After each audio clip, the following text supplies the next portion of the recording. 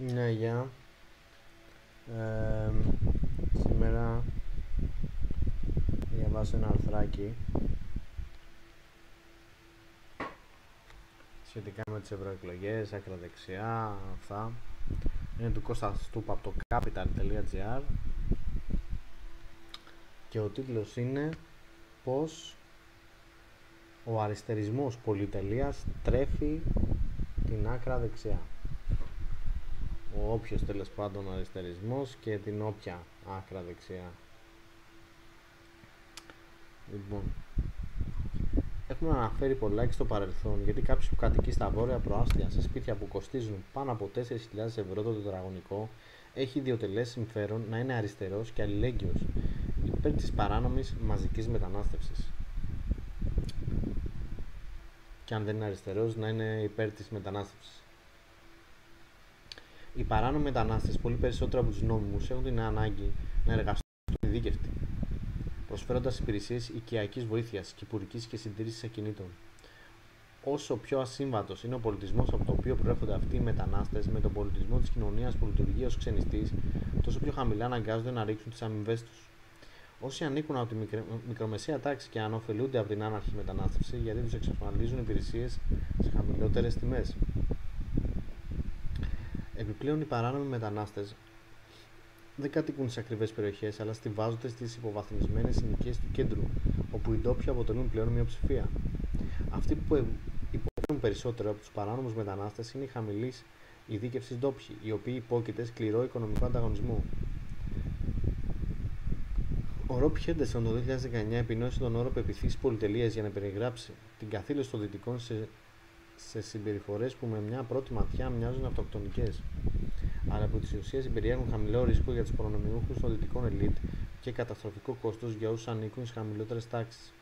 Είναι εύκολο για κάποιον πλούσιο λευκό να προπαγανδίζει ιδέες περί των προνομίων των λευκών ανδρών, π.χ. στα πλαίσια της πατριαρχικής κοινωνίας, γιατί το κόστος αυτών των ιδεών είναι ελάχιστο για τον ίδιο. Ο λευκός απόφοιτος ενός πανάκριβου πανεπιστημίου στη ΣΥΠΑ από αυτά στα οποία στέλνει η ελίτ του 1% τα παιδιά της δεν υπόκειται στις συνέπειες του περιορισμού των προνομίων των λευκών λόγω της κοινωνικής και οικονομικής του θέσης. Τις συνέπειες της υπόκειται όμως οι λευκοί των χαμηλότερων κοινωνικών και οικονομικών τάξεων που στοχοποιούνται και οι μόδες τους περιορίζουν τις εργασιακές και σεξουαλικές επιλογές.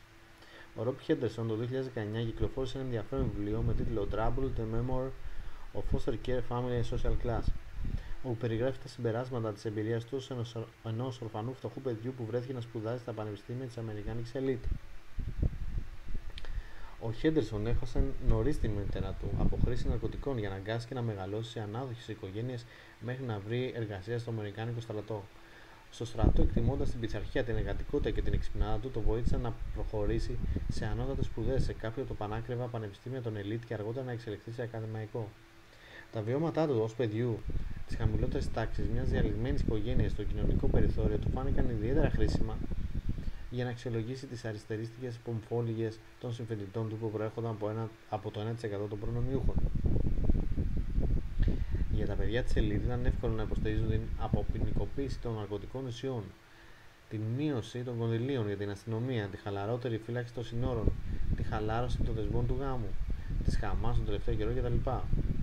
Ο ίδιος, έχοντας μεγαλώσει σε μια διαλυμένη οικογένεια εθισμένων σε ναρκωτικές ουσίες, ήταν επιφυλακτικός στην αποποινικοποίηση. Πιστεύει πως κάποιος των ανώτερων τάξεων με σπουδές μπορεί να δοκιμάσει ναρκωτικές ουσίες και να καταφέρει να μην καταστραφεί σωματικά και κοινωνικά. Η πνευματική του συγκρότηση αλλά και η οικονομική του άνεση επιτρέπει να ελέγξει με αποτελεσματικότερο τρόπο αυτή την κατάχρηση. Η χρήση ναρκωτικών ουσιών από τις χαμηλότερες κοινωνικές τάξεις, όμως συνήθως χωρίς γανική φροντίδα, πνευματική συγκρότηση και συναισθηματική ωριμότητα, αποδεικνύεται καταστροφικότερη. Κατά την έννοια αυτή, η πρόταση της αποποινικοποίησης των ναρκωτικών για τα παιδιά της ελίτ είναι μια πρόταση που έχει χαμηλότερο κόστος για τα ίδια, αλλά είναι καταστροφική για τους υπόλοιπους. Κάτι ανάλογο συμβαίνει και με τις πεποιθήσεις για λιγότερη αστυνόμευση ή ποιότερες ποινές για τις εγκληματικές πράξεις. Οι αριστερές αλλά και φιλελεύθερες ελίτ πιστεύουν πως οι δικαστικές ποινές δεν πρέπει να είναι τιμωρητικές και αυστηρές, με αποτέλεσμα πολύ κακοποιοί, αν και συλλαμβάνονται μετά από λίγες ώρες ή μέρες να κυκλοφορούν πάλι ελεύθεροι. Στο παρελθόν, υποστηρίζει ο Χέντερσον, οι άνθρωποι επιδείκνυαν τη συμμετοχή τους στην ανώτερη τάξη μέσω της επίδειξης ακριβών γούστων για αγαθών. Οι ακριβές μάρκες ρούχων, συμμετοχή σε γκολφ ή τένις κλαμπ, τα ακριβά αυτοκίνητα ή η φιλανθρωπία ήταν μέσα ψυχαγωγίας αλλά και ίσπραξης ικανοποίησης από την επίδειξη πως κάποιος ανήκει στην ελίτ. Σήμερα όμως, στην εποχή του καπιταλισμού, της μαζικής παραγωγής, αυτά τα είδη πολυτελείας είναι προσιτά σε όλους ή σε πολλούς.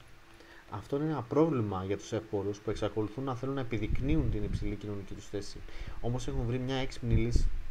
Οι εύποροι έχουν αποσυνδέσει την κοινωνική θέση από τα αγαθά και την έχουν επανασυνδέσει με τις πεποιθήσεις. Υποστηρίζει ο Χέντερσον. Ο αριστερισμός, ο βιγκανισμός, ο gender fluidισμός, η αλληλεγγύη σε τρομοκρατικές οργανώσεις όπως ο Χαμάς έχουν καταστεί εμπορικά σήματα επίδειξη διαβίωσης σε υψηλές θέσεις της κοινωνικής πυραμίδας. Το ίδιο και η επίδειξη ασπασμού σε εξωτικές θρησκείες όπως ο Βουδισμός ή το Ισλάμ, έστω για να περιλαμβάνει βάρβαρες διακρίσεις για γυναίκες και όχι ορθόδοξους άνδρες. Όλα αυτά τα πιστεύουν και τα προπαγανδίζουν χωρίς να ρισκάρουν τίποτα από το παρόν και το μέλλον τους. Ο καθηγητής της Νέας Υόρκης, Scott Galloway, είπε σε συνέντευξή του το 2020: η ισχυρότερη μάρκα στον κόσμο δεν είναι η Apple ή η Mercedes-Benz ή η Coca-Cola. Οι ισχυρότερες μάρκες είναι το MIT, η Oxford και το Stanford. Ακαδημαϊκοί και διοικητικοί υπάλληλοι στα κορυφαία πανεπιστήμια έχουν αποφασίσει τα τελευταία 30 χρόνια ότι δεν είμαστε πλέον δημόσιοι υπάλληλοι. Είμαστε είδη πολυτελείας. Στην Ελλάδα μπορεί να μην έχουμε MIT και Harvard. Έχουμε σχολές όμως, όπως η Ιατρική και το Πολυτεχνείο, που το πτυχίο τους ανοίγει το δρόμο της οικονομικής και κοινωνικής καταξίωσης. Μην εκπλήσεστε λοιπόν για τα υψηλά ποσοστά αριστερισμού σε αυτές τις σχολές. Τα υψηλά ποσοστά της άκρας δεξιάς θα τα βρείτε στις προλεταριακές συνοικίες. Ο Θόρσταϊν Βέμπλεν είχε αναπτύξει παλαιότερα τη θεωρία της αργόσχολης τάξης. Συγκέντρωσε μια σειρά παρατηρήσεων στο κλασικό του βιβλίο του 1899, The Theory of the Leisure Class. Μια βασική ιδέα είναι ότι επειδή δεν μπορούμε να είμαστε σίγουροι για την οικονομική κατάσταση άλλων ανθρώπων, ένας καλός τρόπος για να αυξήσουμε τα μέσα τους είναι να δούμε αν έχουν την οικονομική δυνατότητα να σπαταλούν χρήματα σε αγαθά και αναψυχή. Αυτό που φαίνεται πως συμβαίνει σήμερα είναι πως η θεωρία της αργόσχολης τάξης έχει εξελιχθεί στις πεποιθήσεις πολυτελείας. Μια άλλη επίθεση προνομίου ιδιοκτησίας πεποιθήσεων πολυτελείας είναι το φροηδικής καταγωγής ειδιπόδιο σύμπλεγμα της άρνησης της δυτικής κληρονομιάς. Όλα και περισσότεροι νέοι κατηγορούν και θέλουν να υποσκάψουν τις αξίες του δυτικού πολιτισμού. Οι νεότεροι αλλά και οι μεγαλύτεροι όλων των τάξεων και πεποιθήσεων της Δύσης υποτιμούν την πλούσια κληρονομιά που έχουν αποκτήσει αυτόματα μόνο και μόνο επειδή γεννήθηκαν σε μια δυτική κοινωνία. Καθώς η αποικιοκρατία έχει τελειώσει εδώ και δεκαετίες και ο φυσικός πλούτος όλων των πηγών του πλανήτη διατιμάται στις χρηματιστηριακές αγορές επιμερίζοντας τα κέρδη, έχει καταρρεύσει ο αριστερός μύθος των αιτιών της ανισότητας. Τεράστιο φυσικό πλούτο π.χ. έχουν η Σαουδική Αραβία, η Ρωσία, η Νιγηρία, η Νορβηγία, η Αργεντινή και η ΗΠΑ. Στην Νιγηρία και την Νορβηγία οι κοινωνίες επωφελούνται με εντελώς διαφορετικό τρόπο από την εκμετάλλευση αυτού του πλούτου. Το ίδιο συμβαίνει και μεταξύ Αργεντινής και ΗΠΑ. Η Ιαπωνία έχει ελάχιστες ύλες, αλλά αυτό δεν την εμπόδισε να είναι από τις πλουσιότερες χώρες παράγοντας και εξάγοντας τα πάντα. Ο πλούτος και η ισχύς μιας κοινωνίας οφείλεται στο επίπεδο συγκρότησης, οικονομικής και κοινωνικής πολυπλοκότητας και στους θεσμούς ανοιχτής πρόσβασης. Οι φυσικές πλουτοπαραγωγικές πηγές παίζουν μικρότερο ρόλο από τη σωστή οργάνωση της αγοράς, του ελεύθερου ανταγωνισμού και της πολιτικής οργάνωσης. Το μεγαλύτερο λαχείο που μπορεί να κερδίσει ένα παιδί σήμερα στον πλανήτη είναι να γεννηθεί σε μια δυτική κοινωνία, ασχέτως οικονομικής και κοινωνικής τάξης. Η Αγελέτ Σάκαρ αναλύει διεξοδικά το ζήτημα αυτό στο βιβλίο της The Birthright Lottery, Citizenship and Global Inequality. Αν γεννηθεί σε μια δυτική κοινωνία, έχει πολλές ευκαιρίες να σπουδάσει, εργαστεί σε επιχειρήσεις και να διαμορφώσει το μέλλον του κατά το δοκούν. Στο The Birthright Lottery, η Αγελέτ Σάκαρ υποστηρίζει ότι η ιδιότητα του πολίτη σε μια εφόρη κοινωνία μπορεί να θεωρηθεί ως μια μορφή κληρονομικής ιδιοκτησίας.